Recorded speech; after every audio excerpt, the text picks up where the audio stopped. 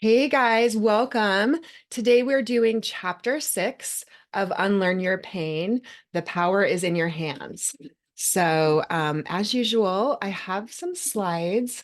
I was just saying hi to people here. Even with right before Christmas, we have quite a few people here. Thanks for joining. And I know a lot of people are watching the replays. So thanks for your participation.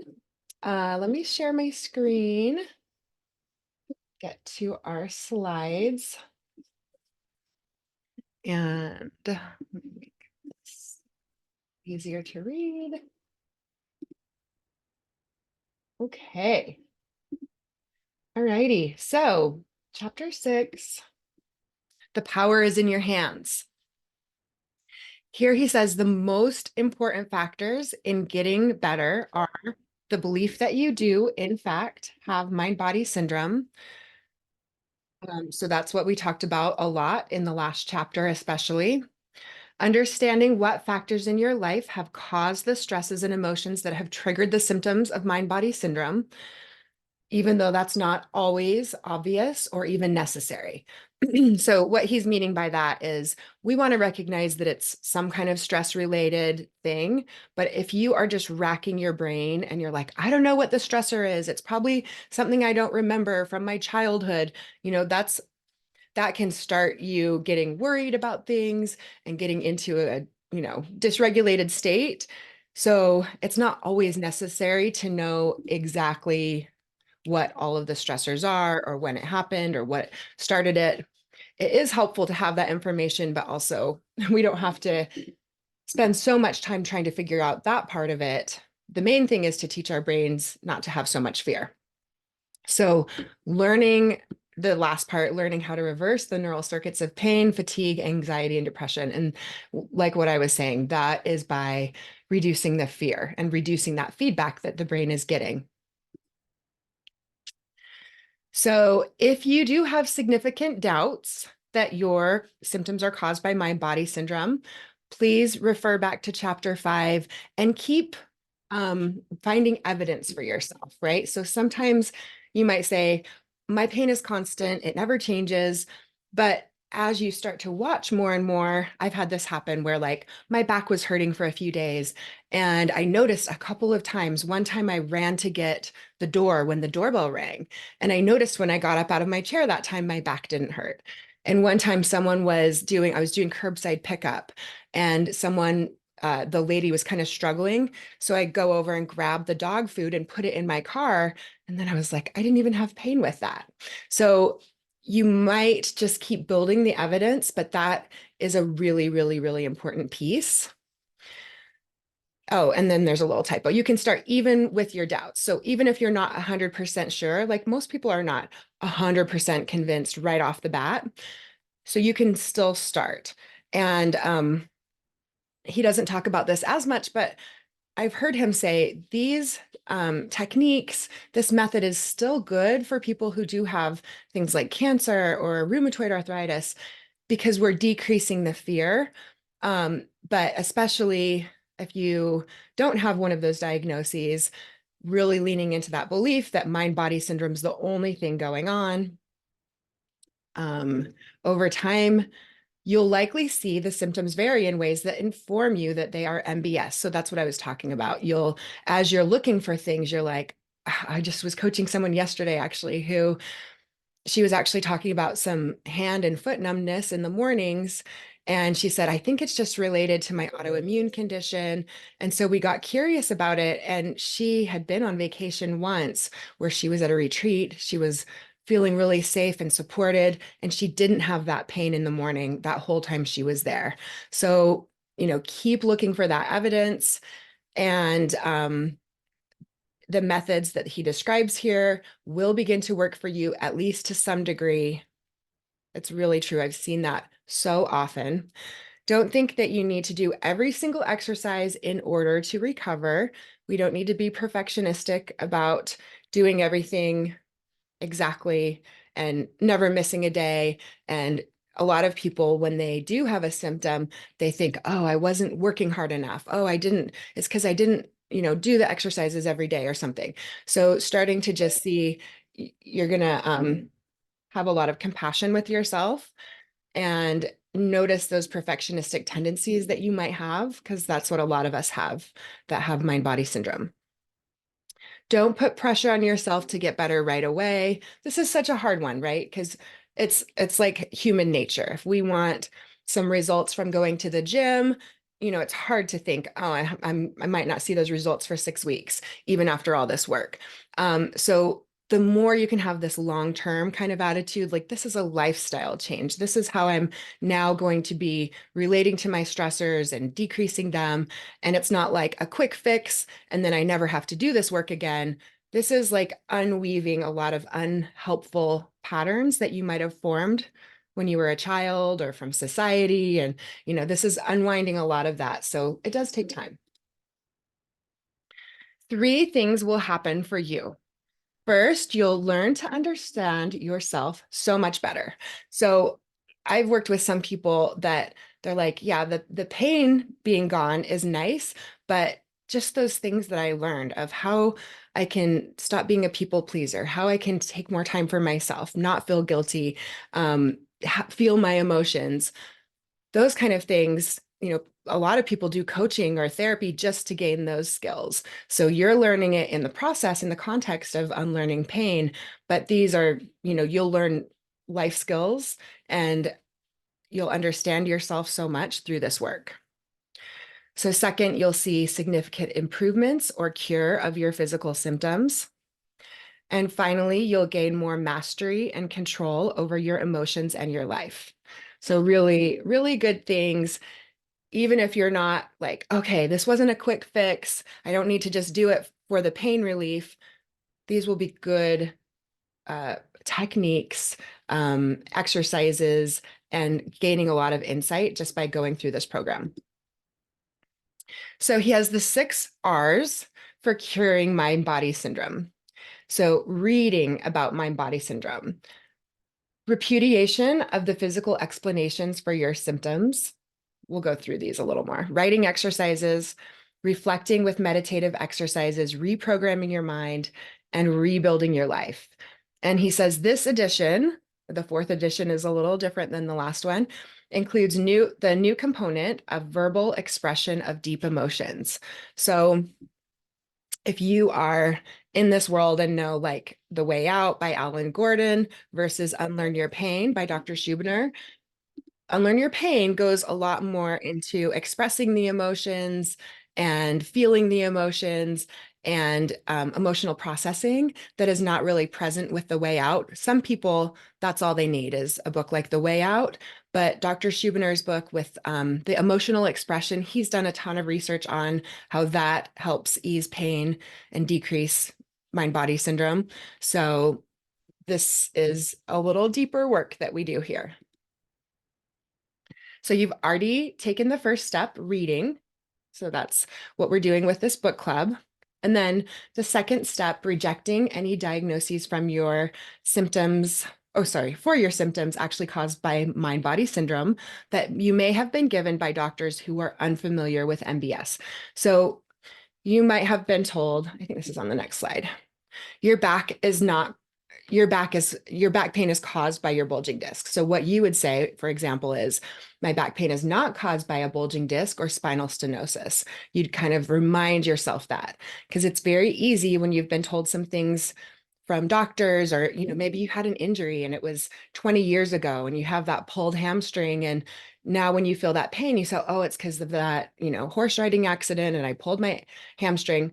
No, at this point the pain has healed, or the injury has healed, and those pain signals are mind body syndrome.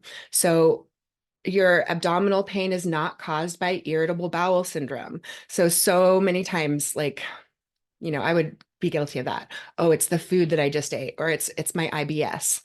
So that language can be important. Your headaches are not caused by migraines. So switching some of that diagnosis and verbiage that you use. Your whole body pain is not caused by fibromyalgia. Your jaw pain is not caused by TMJ syndrome. Your anxiety or depression is not due to a chemical imbalance in your brain, or that it's your genetic fate to feel these feelings. So this is very different than the medical point of view that we often see. It's like, if you have pain, let's find some structural cause to blame it on. And as a PT, I did this all the time. Oh, it's your SI joint is, it's stuck, or you're out of alignment, or you have an imbalance of your muscles.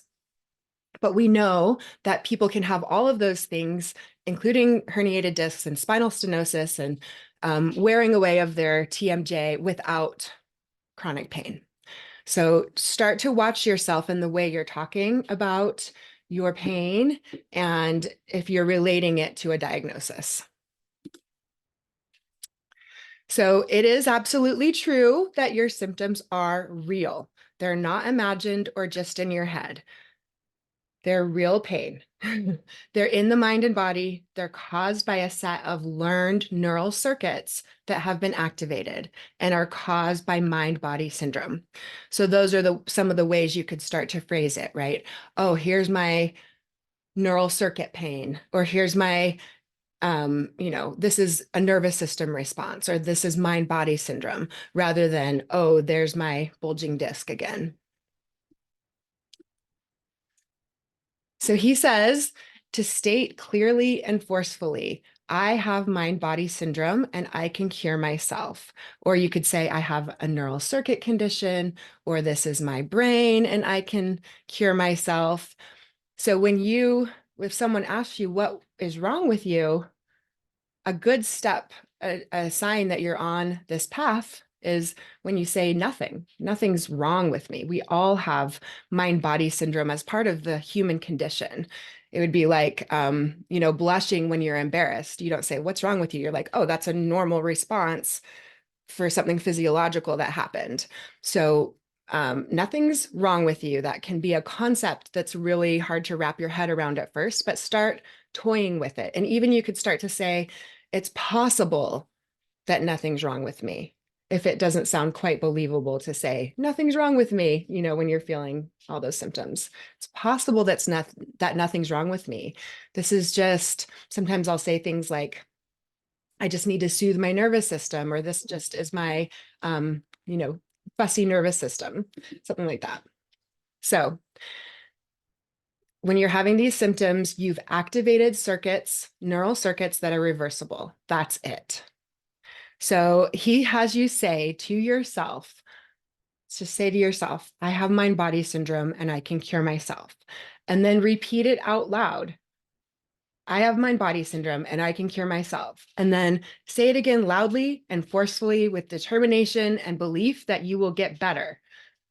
And I've heard Dr. Schubiner do this with people, and he'll have them yell it, I have mind-body syndrome and I can cure myself, and say it with a smile, knowing that you're on the road to getting better. So even just like having that emotion behind it is one of the most powerful ways to change, not just saying words, but smiling, thinking of it, believing it.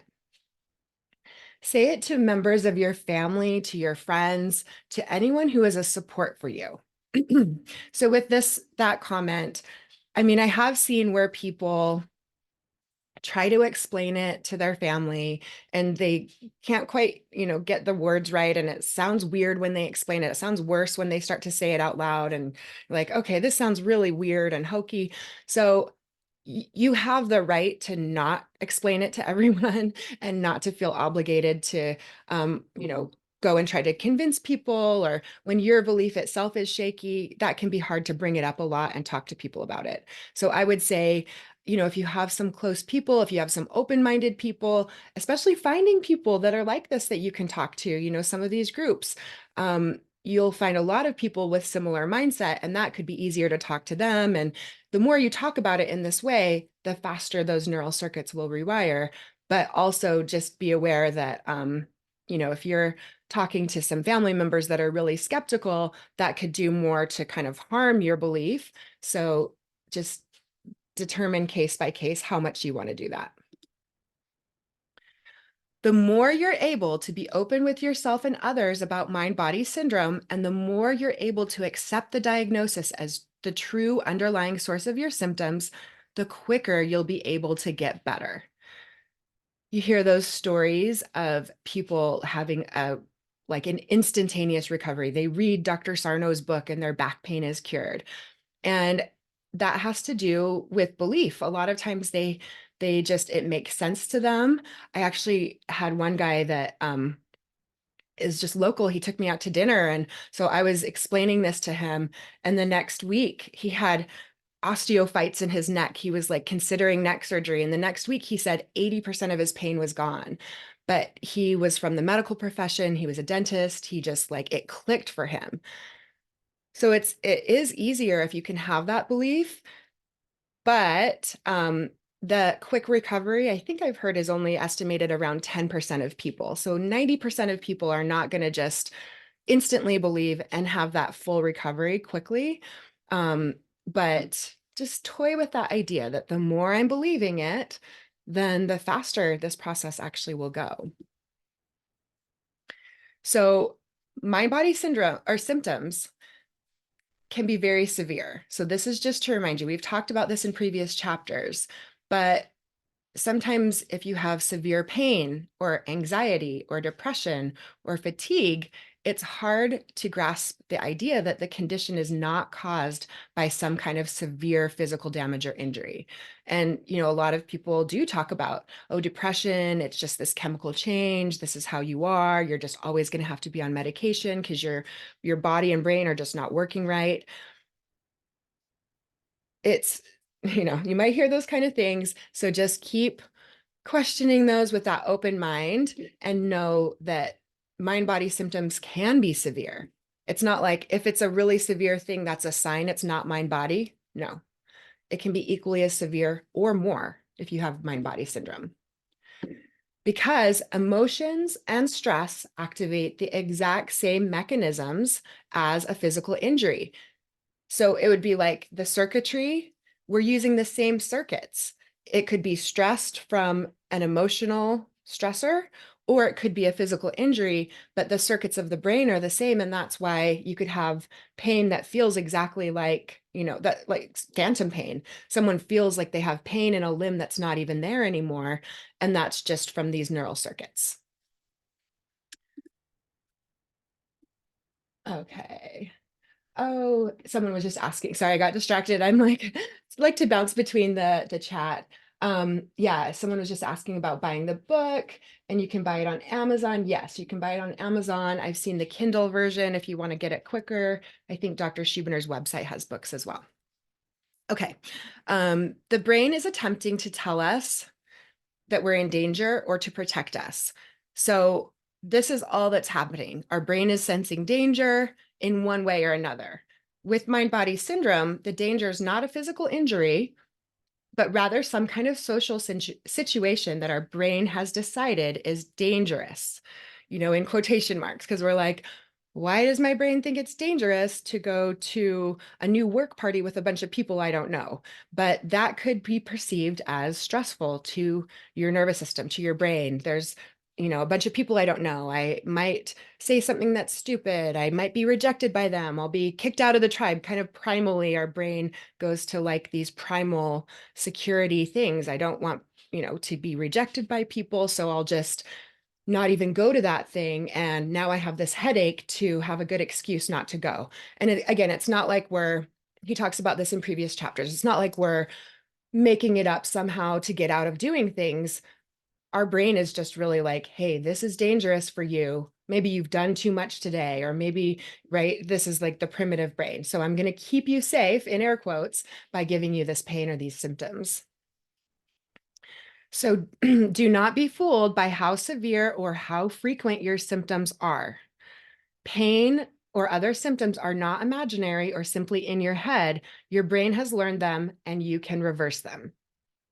So, I mean, probably a lot of you have had some really severe symptoms. I'm thinking of one time that I was getting a bunch of facial pain and numbness related to emotional stuff and stress, not wanting to have an implant go bad on this tooth. And I've told this story before, but you know, sometimes people are like, well, I can understand, you know, that muscle pain and my lower back, but when I have a nerve pain going down my legs and it's numb and tingling, that couldn't be MBS, right? It totally could. Numbness and tingling, that's exactly what those neural circuits can do, even when it's not damaged or there's not inflammation. And it's often even more difficult to imagine that our minds can cause symptoms like itching. This is what I was talking about. Like, we're like, well, maybe the pain I can buy, but what about itching? Right? What if it's a rash? What if it's burning, tingling, numbness, fatigue, anxiety, depression, insomnia? Yeah, your brain can produce all of those things because of stress. In fact, people who have the most severe, unusual, and widespread symptoms are most likely to have MBS. So I see this a lot where people are like, my doctors can't figure me out. I'm just this medical mystery. My pain is, so much worse than what they predict it would be, and they think this is a sign something's really severe and physically wrong, and we need to just find that thing. It actually is a sign in most cases that you have mind-body syndrome, right? We're like going to the doctor and ruling out cancer and broken bones and infection. And other than that, if you have a chronic condition, most likely it's related to mind-body syndrome statistically, right? Like 80 to 90% of the time. So the purpose of the symptoms is to alert us to do something. So it doesn't mean we have to do the thing. We could just acknowledge that our brain wants us to do something, but that is why the symptom is coming up. Not wanting to go to the new work party, it sounds kind of stressful. So a symptom comes up to prevent you from doing it or to alert you to the danger. Sometimes this symptom that is created is a form of obsessive compulsive disorder, thoughts with specific patterns. So I'll talk about this a little bit here. Obsessive thoughts are a form of mind-body syndrome. It's our minds creating more fear. So I think of just like the neural circuits and pathways and, neurons wiring together and firing together and getting really good when you practice them. So that can happen with pain. But another version of it is this worried thought pattern or anxiety, you might call it. So actually treating anxiety or treating obsessive thoughts like a pain signal where we react to it more calmly. You could even somatic track what it feels like to feel that anxiety. That is the way to get your brain to produce it less and less. But usually what we do when we have an obsessive thought or health anxiety is we try to figure something out. Let me go to Google, let me schedule with this doctor, let me get all of this blood work. Usually the thing it's prompting us to do is to find some problem and fix it.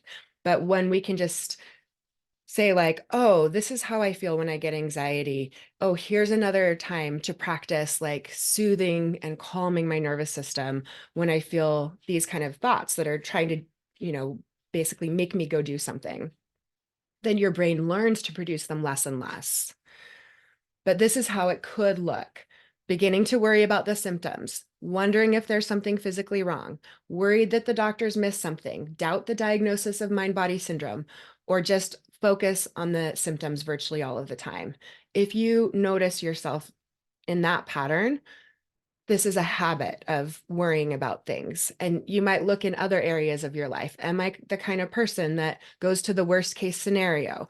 I, get a phone call from my teenager and I'm automatically like, oh my gosh, they probably crashed the car, like, or that you see your teenager laying there doing nothing and you're like, oh my gosh, they're going to be a 40-year-old living in my basement. So just notice if you have that kind of worried mind, that tendency to catastrophize.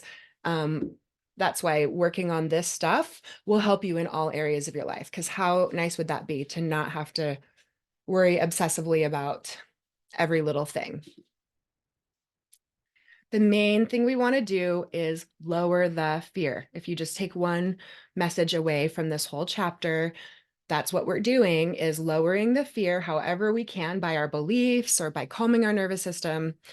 And that's why Dr. Schubiner really focuses a lot on what you can do cognitively, like with your brain. So repeating the sentence, I have mind-body syndrome and I can cure myself. You're calming the danger alarm mechanism of the brain just by saying that to yourself. You're using your conscious mind to affect the subconscious circuits that have been activated and have become persistent. Since there's nothing physically wrong with you, lowering the danger signal is all you need to do to recover. I am not sure if it's later in the book or maybe if this version doesn't have it. Maybe it's later in the book, but I remember from the last time I was reading this, he was talking about pressing an acupressure point. And so if you look at that web space, so between your pointer finger and your thumb, there's this space. And if you pinch right on that space, and you might find some place where it feels a little more tender, kind of wiggle it around and find that tender spot. That is an acupressure point. So that's already working at the nervous system level to lower that stress response. And so he suggested you can do that little pinch as you're saying to yourself, I have mind body syndrome and I can cure myself. And I'm remembering one client specifically that was so helpful to her because she was working on walking without pain and walking barefoot. And she would do that and keep reminding herself that phrase like a mantra. Now, maybe that mantra doesn't really resonate with you, but find one that resonates with you that is affirming and helps you with that belief. So there's been a lot of studies about self-efficacy, but the studies that he cites have demonstrated that people who expect that they'll improve and who believe they have the ability to master their situations, known as self-efficacy, are much more likely to get better. So self-efficacy just means you believe that what you do matters in your results. So if I really had a belief that eating a certain way would get me the result that I wanted, then I'm more likely to eat that certain way and get that result than if I don't have the belief that what I do matters, right? If I'm just like, no matter what I eat, I always gain weight, then you'll have a harder time sticking to your diet and a harder time getting those results. And the same with this. If you think there's nothing, nothing I can do, nothing ever helps, this probably won't work for me, obviously it's going to take longer or it may not work. Yes. Oh my gosh, I love this. Mary says, I'm envisioning myself as Wonder Woman with my legs spread, hip width apart, hands on my hips. I repeat, I'm Wonder Woman. I have MBS and I can cure myself. Yes. Oh my gosh, I love that because they've actually shown studies that Wonder Woman stance changes your hormone level. It increases your testosterone just by taking that physical posture of power with your hands on your hips. So that is perfect. That's the right idea. Like get something that really like means something to you and it will be more powerful and the results will come quicker. So some people may quickly reverse mind-body syndrome. That's like maybe the 10% we could say. But it's more common that it takes several weeks to months. And that can be frustrating, especially when you're hearing these stories of other people that have rapid recoveries.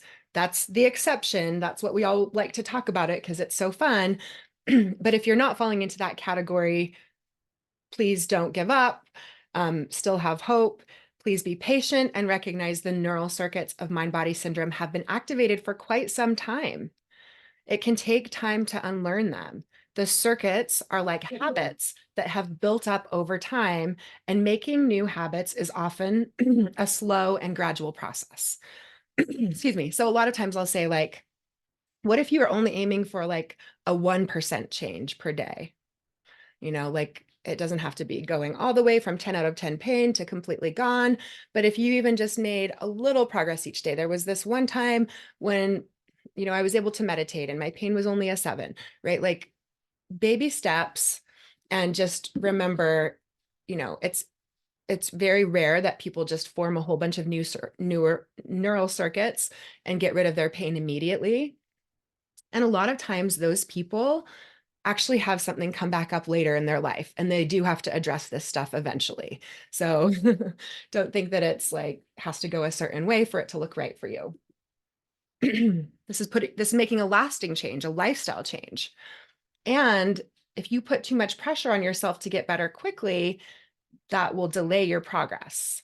If you feel that you have to do each and every exercise completely and perfectly, that's a little red flag that you're getting into that perfectionism, and that will delay your progress. If you want to get better so much that you can't stand to wait for these neural pathways to reverse, you will tend to undermine your progress. So this is like the most annoying thing to heal or to hear is like, okay, so you're telling me like if I'm super urgent and the more I'm trying, the worse, the longer it'll take. Excuse me. But if you think of like this is kind of how life is all the time, right? If I'm like super, super desperate to lose weight and I go on an extreme diet, it's like less likely to work and I probably won't stick to it. And then I'll be in the same place in a few months. Or if I'm desperately wanting a relationship, then when I show up to a date, I'm like clingy and graspy and, just like so needy that it pushes people away, right? So just thinking of it like that, like when I'm so, so urgent to change, that actually makes the change harder. And it's like so annoying, I know. And Lara says, it also helps me to say, I have a dysregulated or stressed nervous system, and I can regulate or relax my nervous system again and get better. Yeah, I think of it that way too. This is a nervous system problem. Like, I don't think of it like, oh, this is, oh, I tweaked my back from lifting up that pencil off the floor. No, this is a nervous system thing. This means my nervous system was already stretched thin. And, that physical trigger was just something that triggered those neural circuits, but it doesn't mean that I'm injured. So, unlearning mind body syndrome is like training a puppy. It takes a consistent message, persistence over time, knowing that the course will have its ups and downs, and doing it with a caring, loving attitude towards yourself. This is like the hardest part of this work, you guys. So, if you're having a hard time with it, know you're not alone because we all have those ups and downs. And when we are in that down place, it's very easy to think, I've gone back to square one. This is just like it was before. I've made no progress. If all the things I've done haven't even gotten me, out of this and I can still get back into that pain, then none of this is working or this will never work for me. So ups and downs are normal. And this is how our nervous system heals and rewires and changes. So it's normal that it doesn't just go like all the way from 10 out of 10 to 0, but it might be, some days it'll be better. And then there might be a stressful thing where you get a flare. And that is part of the process. That means you're doing it right. That means you're evolving. So many people, as I've said, who have mind body syndrome are high achievers or perfectionists. They are likely to be hard on themselves and beat themselves up for not reaching their goals. Do not fall into the trap of working too hard on this program. Do not get down on yourself if you miss doing the homework on one or more days. It's so funny because when I started this work, like one of my first videos I did, I was like, if you have resistance, just push through. It was like talking about journaling. And I was like, it's normal that you're going to feel resistance. So just push yourself to do it every day. And now I've taken more of a moderate approach because this, like perfectionism, you could do all the right things from a very stressed out state and still not heal. Okay. So you will have success in this program, but don't create unnecessary worry by putting too much pressure on yourself. You might even start to feel like, what that feels like in your body when you're getting that urgency. So that might be a clue because you might be thinking like, oh, this is just, this makes sense. I need to do all these things. But when you're doing it from that urgent place, see how that feels in your body. Usually for me, it's like my heart's kind of racing and my breath is short and my chest is tight. And that's when I know, oh, I need to like let go a little and not be so urgent and pushy and graspy. But it's an art, you guys. This is a challenge for everyone. So don't think just because I'm saying it like this, it means it's easy. The most important single piece of advice that I can give you is be kind to yourself, right? He's not like consistency, push through. No, it's be kind to yourself. Don't put more pressure on yourself. Don't increase your guilt or self-blame or self-criticism. These are factors that create MBS and can prevent its cure. So just notice it's going to be so normal. You're going to do it at some point or another.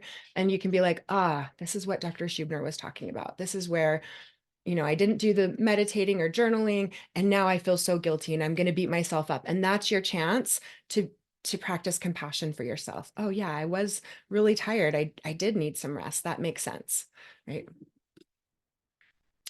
Take it easy on yourself. Don't beat yourself up.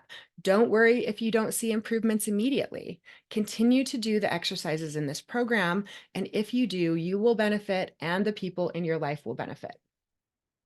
Sometimes it's hard to take time for ourselves, right? So sometimes it's easier to think, at least if I do this and take this time for myself, I'll I'll be kind of nicer and kinder and more available and connected to the people around me. So maybe if it's at least to start, you could justify it by like, okay, I'm in a way doing this for the people around me. Now, I think it's good just to do it for yourself, but if you're not quite there, okay, the people around me at least will benefit if I go and do this exercise or take this time or do this writing, that kind of thing. And by exercise, I meant like a writing exercise, not necessarily um, leg raises or something. Okay. Well, most people with mind body syndrome do not take enough time for themselves and do not do enough for themselves. I've worked with so many people that it's like so hard for them to take a nap on the couch or watch a show without beating themselves up. And that's part of why they're in this situation, right? It's this extreme duty to other people and giving and not giving to yourself, not filling your own cup first. And some people have been people pleasers for a long time. And so everyone else is used to them doing all this stuff for them. So it can be a hard habit to break to start saying, hey, I'm not going to cook dinner tonight. You guys can order pizza or you guys can make your, whatever it is. But like more times that you're taking care of yourself will help this process.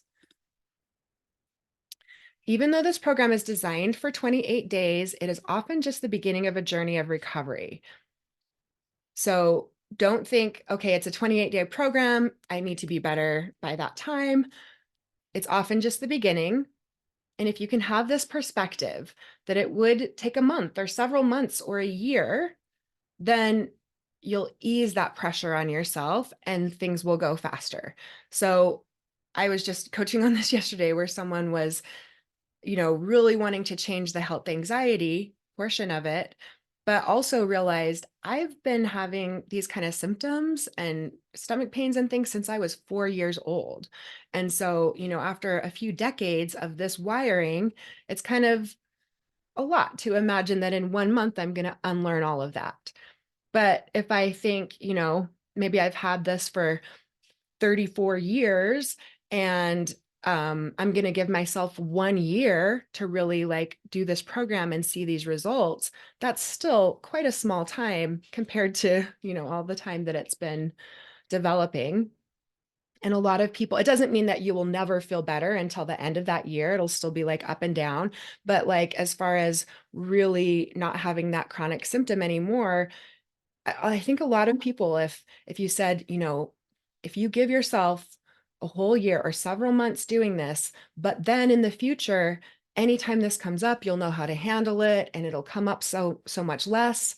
I think people would still go for the year, but it's kind of just having that, mindset of this is not a quick fix. This is a lifestyle change. And I've had that with myself where I was in freeze and I was getting coached, and my coach was like, what if it takes, 3 whole days for you to just be in this freeze response and not really get much done? And I was like, yeah, that sounds right. I'll give myself till Wednesday. I'm going to be super kind to myself. And what happened was Tuesday, I started actually feeling better because I really had let go of like, I need to get out of this immediately. I was like, maybe this was a big thing. My nervous system might take 3 days and I'm going to be kind to myself for 3 days. And then it actually started feeling better sooner because I wasn't so desperate to change it. Um, critical that you believe, so it's critical that you believe that you have mind body syndrome and that you can be cured. And this is probably where we'll get a lot of questions, right? Because people are always like, oh, well, I have I think I do have mind body syndrome, but I also have, this pinched nerve or something. So that's the gray area. It doesn't mean you can't be helped, but just the more that you can get into that belief, the easier it'll be. It's critical that you take the time to do the program wholeheartedly. And again, it doesn't mean, you have to do every single exercise or every single thing for an hour a day, but getting on board with like, okay, this is something that I'm, committed or willing to do as much as needed. And it's critical to be kind to yourself. Oh, that's our last slide. Okay, so I'm gonna stop the share and we have our chat I'm going to check in on. Seen some things about the book itself, and Laura was saying just a lot of doubt. She's been working on this process for years. How do I keep believing that I'm going to get better? I see doubt creeping. Not that I don't have MBS, but that my brain is not able to figure this out. This is such a good question. I hear this one a lot too, where it's like, I believe it's mind body. I really wholeheartedly believe that, but I'm not seeing changes. So does that just mean my brain is not capable of doing it? It's just, not good enough, or it's too hard for me, or the pathways are so worn. Um, so yeah, Roseanne says an evidence sheet. That's one of my favorite things, like an evidence sheet, or incurable, I think they call it, detective for the opposite. I've really used that phrase a lot because I think of a detective like from the movies.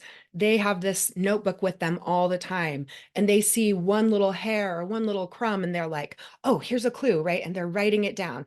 That's the kind of, you know, energy to have with detective for the opposite. It's not like, well, it did feel better then, but it's probably just because I was resting a lot or something. You're like, hey, it felt better that day and this felt better, right? So evidence sheet is a good idea. And we have some hands up. I just wanted to make sure. I liked what Mary said here. I think about how many changes and learning experiences a baby goes through the first year. It takes them time to get walking. It takes time to have progress here too. And I love that example because I used to do physical therapy with babies, teaching them to walk. And like the falling down and standing back up is part of the process and part of what makes them stronger.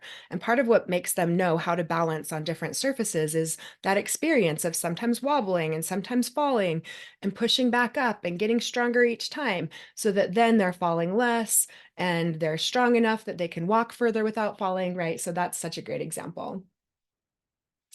And Ali says, I've had constant lower back pain for the last year. I'm convinced it's MBS. I've been doing this mind body work for the last couple months. I've noticed lately the symptoms have shifted to a bit to my hips and butt. Is that normal? Is that a good sign? Yes, yes, yes, for sure. Symptoms that move around, that is a sign that you're on the right track, or that it's mind body. So I think I'll give you this analogy because I just heard this on a training I was doing.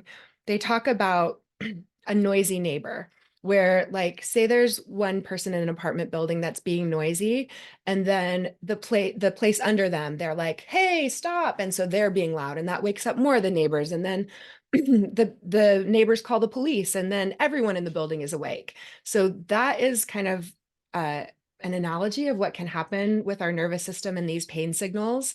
So I like that idea of calling it this hip butt stuff. That's just a noisy neighbor. So that might be something that you can think about and use. And definitely, like I said, it's a good sign when things are shifting or moving or changing positions in your body, changing locations in your body.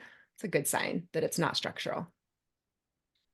Okay, we have some hands up. Let's go to Tanya. Hi. Hi. Hello. Yeah, I have a question which is a bit personal, but I was wondering maybe some other people have the same issue. Yeah. My mom is very loving and she's an amazing mom. She's super mom, but she's also very, very critical. Mm, And I think that the onset of my pain also contributed to me being critical to myself and being a high achiever and Yeah. having this like inner critic criticizing me in whatever I'm doing. So I'm just wondering, because my mom is going to live with us for 3 months, and I know that she's not coming alone. She's bringing all her critics with her. And I was wondering what would be the best, because people are talking about building these healthy boundaries. If it's best to tell my mom, I just don't need your critics now because I'm really sensitive to it, and I've been learned that it didn't do me good, and the onset of my pain is highly correlated to probably being overcritical in the childhood and in my teenage years. Or Yeah. shall I be like, every time I hear my mom being negative about something or be criticizing me, saying to myself, oh, it's just my mom's opinion, it's not true, I'm not a bad mom, or I'm not a bad person, or I'm not working badly or anything, it's just my mom being critical to me, it's her opinion, it doesn't mean it's true. What is it best to talk to her, or is Yeah. it best to just change my attitude Yeah. towards her This critic? is such a good question because, like, sometimes we want to just, like, if the other person would behave differently, then I'll feel better. And sometimes we talk to that person and they're not going to change. If she has years and years of being critical, she might not even realize she's being critical. She might think, I'm just being helpful. Oh, I just was trying to point this out to you. It's because I love you. So I always think if it feels okay to you, if it's not too stressful to you, it is a good practice to just have a conversation like that with someone. And I really like what I learned through life coaching about boundaries. And you could apply, like, this is a boundary type of thing. Like, I don't want to be criticized, or I don't want to be, a boundary could be like, I don't want to be physically touched or punched in the face, but it also could be, I don't want to be yelled at or be criticized. And with a boundary, we can make a request of like, hey, I would really like it if you don't punch me in the face or yell at me or be critical. And if you do, this is what's going to happen. I'm going to leave the room, or I'm going to give you some time before I talk to you again, or right. So you have something that you can do, but you're not just expecting that they have to change in order to make you feel better, because chances are people are who they are. And that is the harder route to think, she has to change. Now, you weren't saying that, but I'm just saying, like, in general, sometimes we have that hope when we go to talk to them of like, they'll change, and then they don't. And then we're in that same place. So does that make sense with that boundary? Like talking to her and just being like, hey, when you're critical with me, like it really doesn't help. It hurts. And I'm just going to have to leave the room if that happens. And I still love you. And I know you're trying to help me, but I think it's just best for me if I'm not around that. I think my mom will take an offense, and because Yeah. it's coming from deeply from a kind place, Mm-hmm. from her heart. She's trying to Mm-hmm. help me to protect me from something, or prevent something bad happening to me. Mm-hmm. Or she also has like, she wants high expectation on me Yeah. in every Yeah. aspect, like Yeah. motherhood, professional life, personal life, my, Yeah. I don't know, everything. Yeah, yeah. So that might be one conversation that you're like, okay, I'm not really gonna have the conversation out loud with her because I think she's not even gonna understand what I'm saying. And this is just such a part of her that, she might take offense. So you don't even have to tell her the boundary, but you could practice just like doing that yourself, maybe just like leaving the room, or maybe you just say something like, "Ooh, that hurts when you say that." Or maybe, like you said, the other option is just in your head. You do a lot of that cognitive work of like, people can be wrong about me. This is just her opinion. This is how she sees the world. I'm not a bad person, so that's, it sounds like you'll have a lot of chances to practice that. And so be really gentle with yourself, and definitely when parents and even adult children are together, it's really likely to kind of trigger you acting more like a kid, right? More like that response that you did when you were a kid. So being so, so gentle and reminding yourself, okay, I'm an adult now, and these are just her opinions.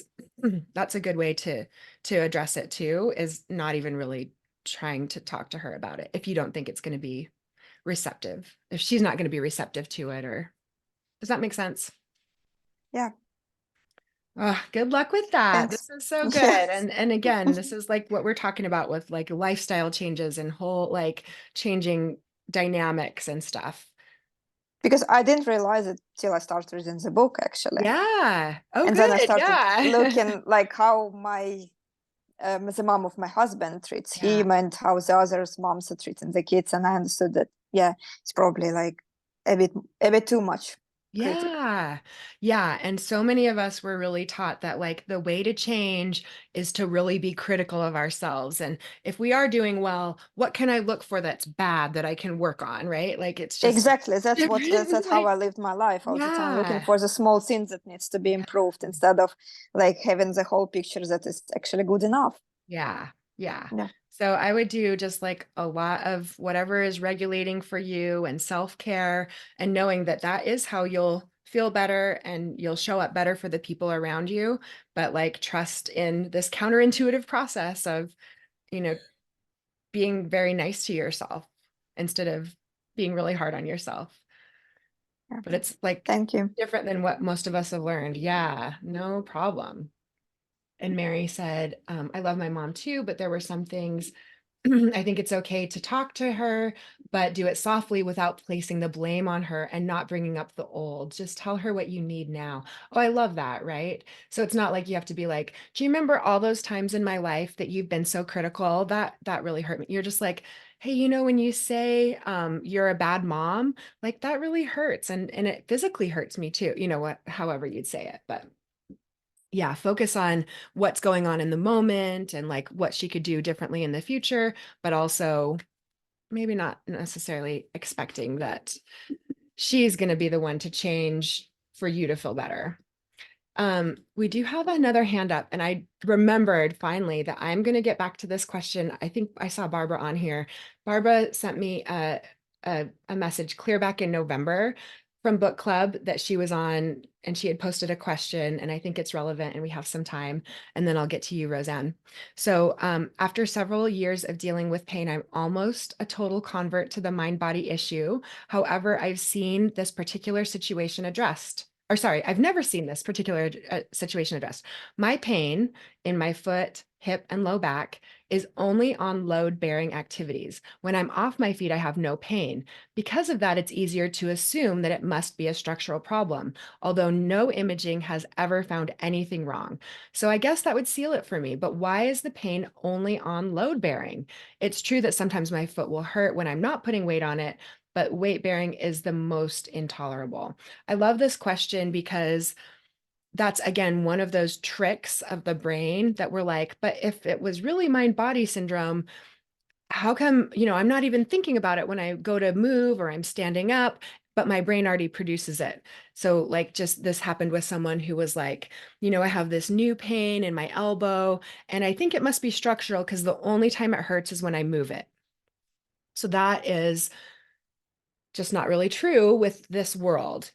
Even if it's only with movement, it could still be mind body syndrome. It's like those neural circuits have developed, the habit of pain has developed. It's like Pavlov's dogs that associated the bell with food. And so they had that physical response of salivating. Your brain has tied weight bearing activities to danger. And so that, even if you're not thinking about it, but you're standing, you're having those sensations. So a couple pieces of advice. I really love that detective for the opposite. I will never stop advising to keep your eye out for that. Because like I said, with those couple examples of my back, like every once in a while, you might be on vacation or you are talking to your friends or you're really distracted and don't have that pain. So detective for the opposite is really good for that. And then still, if you're like, I still have never found any times that I'm standing and don't have pain, what I would do is start with graded exposure. So they talk about this a lot in the book, The Way Out. In my podcast, Unstoppable Body and Mind, I have a graded exposure meditation that you can do that walks you through. Basically, what you're doing is imagining yourself doing an activity or eating a food or, in your case, standing or walking, and you imagine yourself doing it without pain. And just like the Olympians that visualize their routine and they add to their performance by visualizing something in advance, graded exposure gives you a chance without any potential danger because you're just imagining it. You can imagine yourself, running or walking or getting up to stand. Oh, I actually just had someone I was doing this with where she would wake up and the first few steps were always painful. And so we had her imagine waking up, getting out of bed, and feeling great and how happy she would be. You have to tie it to an emotion. So, like, she would feel happy and grateful and calm and relief. And so she imagined all these emotions. And we did it just once during a group coaching session. And I think she did it once before she went to bed. And she said the next morning she got up and made it all the way to the bathroom without realizing that she didn't have that pain. And it did come back, but that's an example of how you can prime your brain for like, this is safe, this is okay. And then you can see a lot of times some really good results with those activity related things. Okay, Roseanne has a question. Thanks for waiting. Oh, and you just said, how do we access your podcast? So yeah, it's Unstoppable Body and Mind. It's on everything, Spotify, Google, iTunes, all of those. Hi, Roseanne. You're awesome.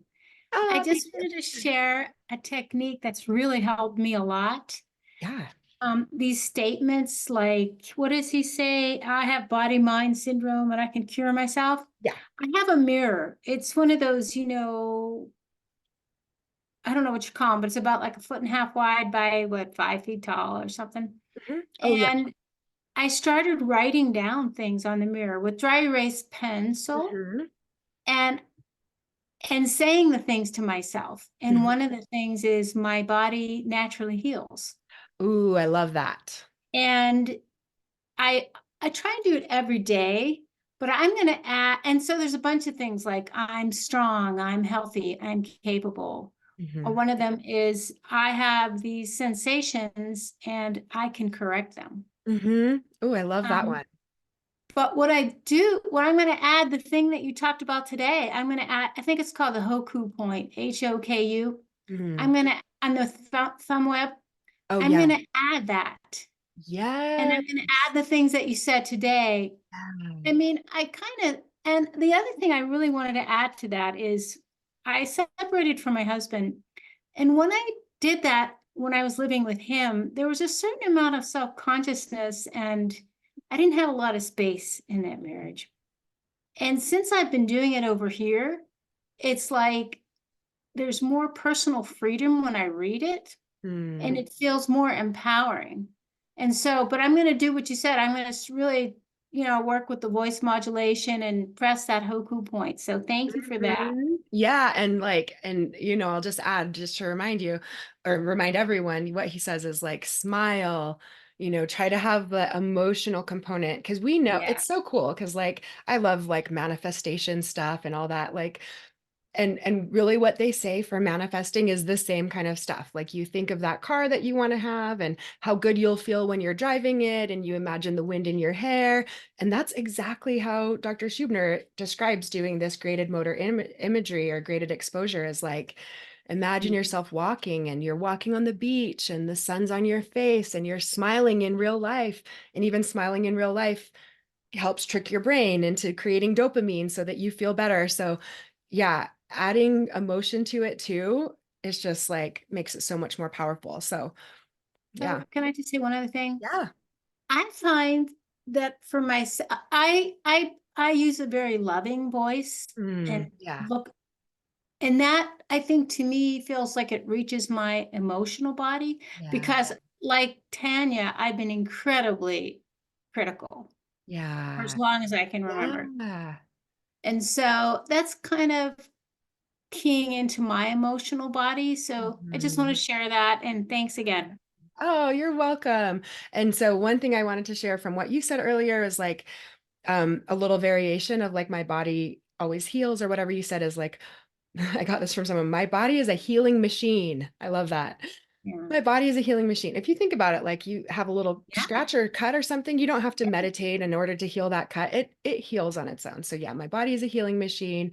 And yeah, that compassion for yourself is absolutely, by far and above the main thing that you can learn from this, rather than like, being so critical and it wasn't perfect and Yeah. it'll make all the difference, but it's so counterintuitive and sometimes so hard. And the last thing I'll say is um along those same lines is like just almost thinking of myself as an inner child when I get like stomach pain or something, and like that like child part of me is really worried. And so saying like you're safe, it's incredible to me how effective that is to me. Now, not everyone feels that same way and they don't believe they're safe, or it doesn't have the same effect, but finding what it is for you and experimenting with some of those different things can really help. And it could be just as simple as saying, you're safe. Oh, you must be really worried. Oh, we're safe. We got this. I got you, any of that. All right, you guys, great class. Next week is chapter 7, and it's getting into the workbook part of it. So you may want to start looking at that earlier in the week and see if you can go through, some of the exercises if you want. But next week we'll talk about chapter 7 and have a whole week before we talk about chapter 8. So you can kind of have these next couple weeks to get into the process. All right. Thanks, guys. Thanks for joining. And you're all saying thank you. You're welcome. It's my pleasure. It's really been good. I've learned so much from this book club and loved interacting with you guys. So thank you. Bye-bye.